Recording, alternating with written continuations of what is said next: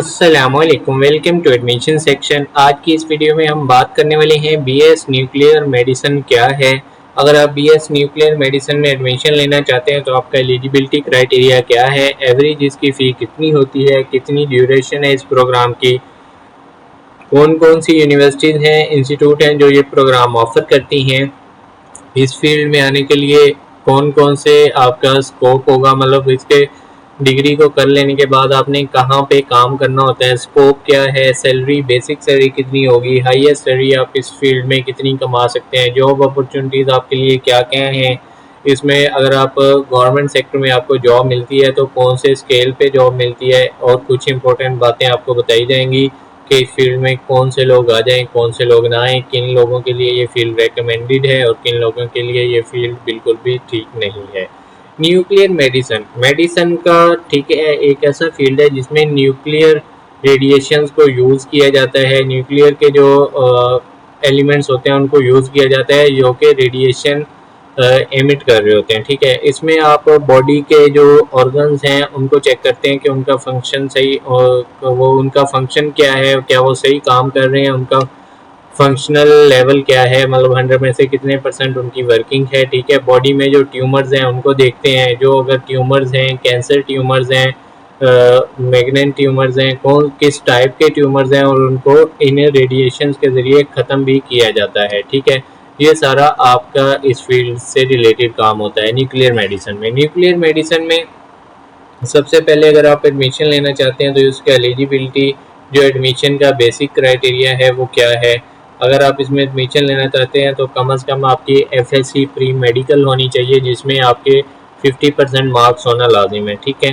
اگر آپ کے 50% مارکس نہیں ہیں یا F S C pre medical نہیں ہے تو آپ اس فیلڈ میں نہیں آ سکتے، ٹھیک ہے، کم از کم۔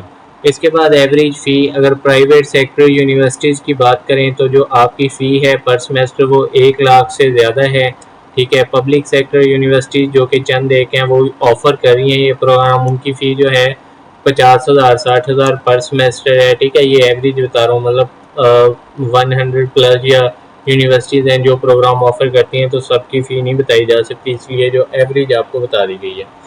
بی ایس نیوکلیئر میڈیسن کا جو پروگرام ہے اس کی ڈیوریشن کتنی ہے، کتنے سال کا ہوتا ہے، یہ 4 سال کا پروگرام ہے، 8 سمیسٹر ہوتے ہیں، ہر سمیسٹر آپ کا 6 مہینے کا ہوتا ہے، 6 مہینوں میں آپ سے مڈ ٹرم ایگزام لیے جاتے ہیں، فائنل ٹرم ایگزام لیے جاتے ہیں، اس کے بعد آپ کمپلیٹ کرتے ہیں تو آپ کی ڈگری مکمل ہو جاتی ہے 8 سمیسٹر کے بعد، ٹھیک ہے۔ اس کے بعد یونیورسٹیز کون کون سی ہیں، کون کون سے انسٹیٹیوٹ ہیں، ٹھیک ہے۔ کچھ میڈیکل کالجز ہیں پرائیویٹ سیکٹر کے، پبلک سیکٹر کے، وہ آفر کر رہے ہیں۔ اس کے بعد پبلک سیکٹر یونیورسٹیز ہیں، پرائیویٹ سیکٹر یونیورسٹیز یہ پروگرام آفر کر رہی ہیں، ٹھیک ہے۔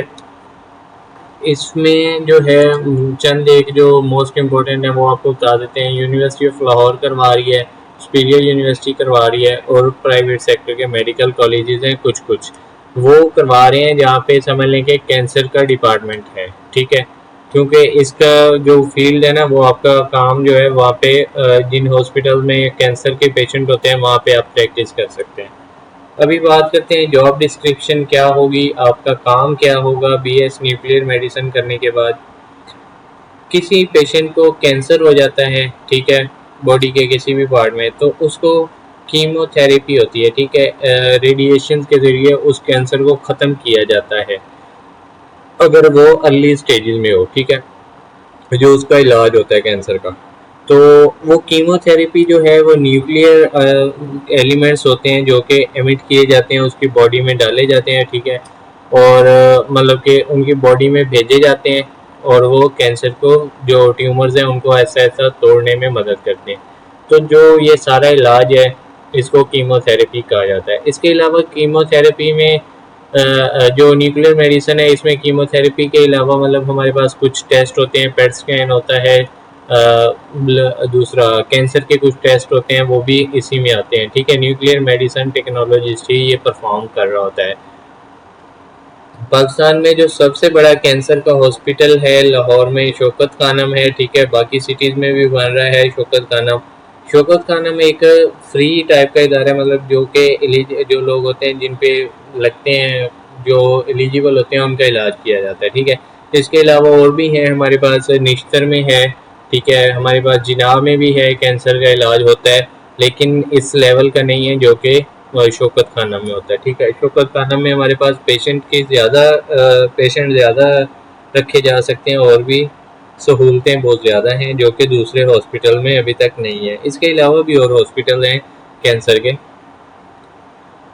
اس کا سکوپ کیا ہے؟ اگر نیوکلیر میڈیسن آپ نے کر لیا ہے تو آپ کیا کر سکتے ہیں، اس کا سکوپ آپ کو بتا دیتے ہیں. اس کا سکوپ آپ کو بتا دیا کہ اگر آپ نیوکلیر میڈیسن کر لیتے ہیں تو آپ کسی چھوٹے سٹی میں جاب نہیں کر سکتے. مطلب آپ نے دیکھا ہوگا ڈسٹرکٹ لیول پہ یا تحصیل لیول پہ آپ کو کہیں پہ بھی کینسر کا ہاسپٹل نہیں ملے گا.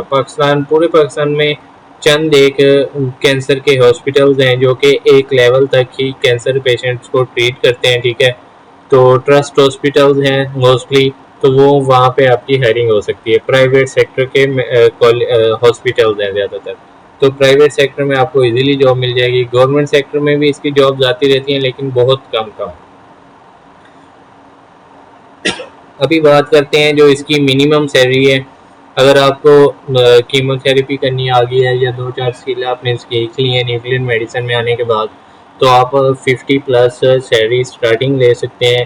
اگر آپ بات کریں کہ آپ کو 8 سے 10 سال ہو گئے ہیں فیلڈ میں اور آپ اب اپنے فیلڈ کے ایکسپرٹ ہیں، تو آپ کسی بڑے ریپوٹیڈ ہاسپٹل میں کام کر رہے ہیں، کسی اچھے ہاسپٹل میں، تو وہاں پہ آپ کی جو سیلری ہے اور کمیشن وغیرہ مطلب وہ پر سکین پر پیشنٹ آپ کو کچھ ایکسٹرا چارجز ملتے ہیں، بونس ملتا ہے. ٹھیک ہے، اس حساب سے آپ کی سیلری 3 لاکھ تک بھی بن جاتی ہے. ٹھیک ہے، یہ ایک اچھا فیلڈ ہے ارننگ کے حساب سے بھی، لیکن اس کے جو نقصانات ہیں وہ بھی آپ کو بتائیں گے. جاب اپرچونیٹیز اس کی آپ کو بتا دیا کہ پرائیویٹ سیکٹر میں زیادہ ہے، پبلک سیکٹر میں بہت کم آتی ہیں. ٹھیک ہے، مطلب ابھی تک پچھلے 10 سالوں میں ایک بھی گورنمنٹ سیکٹر پہ کوئی ایسا شوکت خانم تو کیا ایک بھی کینسر ہاسپٹل نہیں بنا، چاہے وہ عمران خان تھے چاہے کوئی بھی تھا.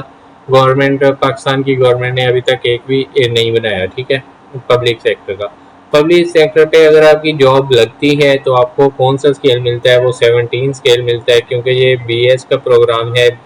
امپورٹنٹ پوائنٹ آپ سے کچھ ڈسکس کر لیتے ہیں.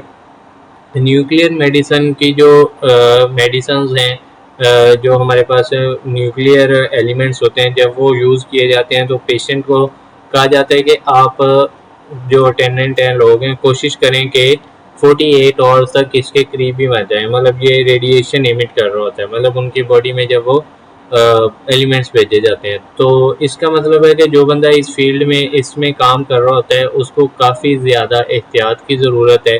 مطلب اس کے لیے جو نیوکلیئر ریز ہیں وہ پڑ رہی ہوتی ہیں، اور نیوکلیئر سب سے خطرناک ریز ہوتی ہیں. ٹھیک ہے، تو اگر وہ سیفٹی کا خیال رکھا جائے تو پھر آپ اس میں کام کر سکتے ہیں اور اچھی ارننگ بھی کر سکتے ہیں. ساری ڈیٹیلز آپ کو بتا دی ہیں. ٹھیک ہے، اگر آپ چاہتے ہیں کہ ایسی مزید انفارمیٹیو ویڈیوز آپ کو ملتی رہیں تو ہمارے چینل کو سبسکرائب کریں. دعاؤں میں یاد رکھیے گا. جزاک اللہ.